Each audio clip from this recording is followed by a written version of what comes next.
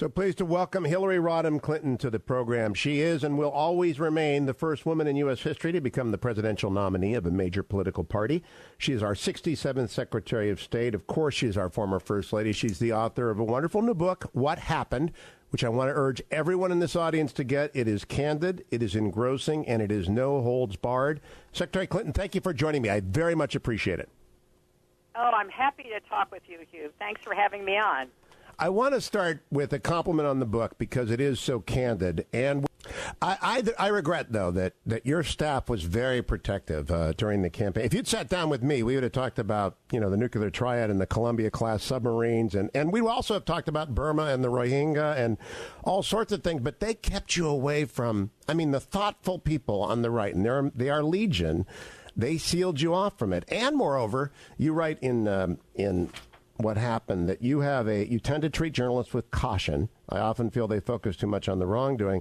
But, Madam Secretary, when the first New York Times story came out about the server by Michael Schmidt and Matt Apuzzo, your team, according to Eric Wemple of the Washington Post, came to beatdowns with clubs. They really just shattered those guys' reputation, forced them backwards, and unapologetically so. Did they protect you too much, and did they hit back too hard at legitimate critics and questions? Well, let me answer that this way, Hugh. I think, as I say about the book, I did think that I had to be careful in public, and probably I did have my guard up too much.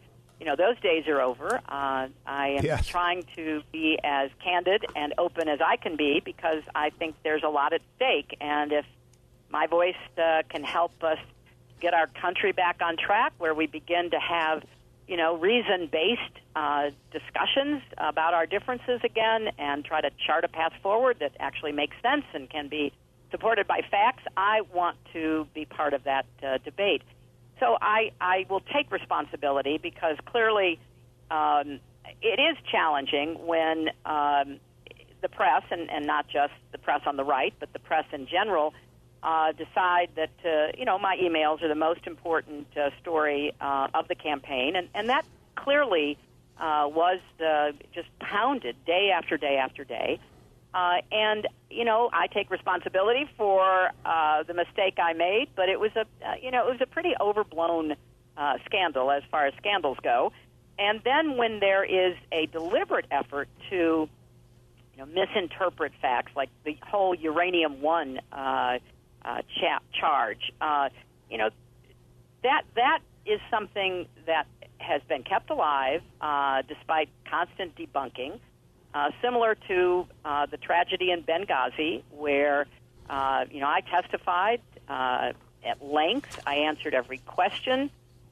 There was, I think, 8 or 9 investigations, more than half run by Republicans in the Congress, and they all came to the same conclusion that, I had not done anything wrong, and it was, not enough, and it became still a big political drum to beat against me. So I do have mixed feelings, I think it's fair to say, and I am going to try to, do more with people like you because I think it's important that we talk to each other. So, yes, I'm going to talk to people who I believe are interested in talking. Disagree with me, I disagree with them, whatever it might be. But if we don't start talking and listening to each other, I am really worried about what happens to our democracy.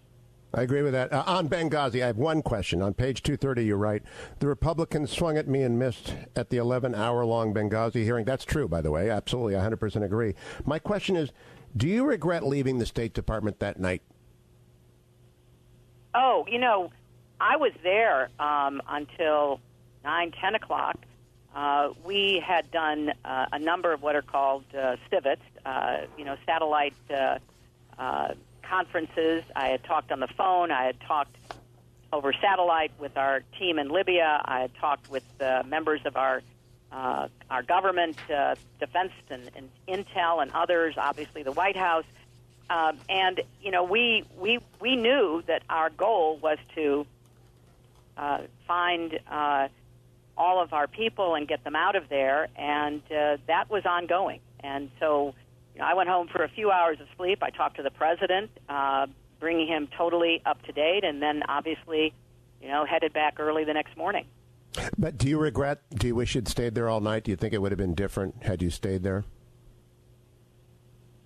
I doubt it, Hugh. I doubt it, because that was never the principal charge that the Republicans and others made against me, and those in the administration. So I don't think that would have silenced the critics, because there seemed to be a calculation that this was an issue that they could make political. We'll probably talk about around the Thanksgiving table tomorrow. Madam Secretary Hillary Rodham Clinton, thank you for joining me. What Happened is a marvelous book, and I congratulate you on its success, and I hope that you'll come back and talk again in the future.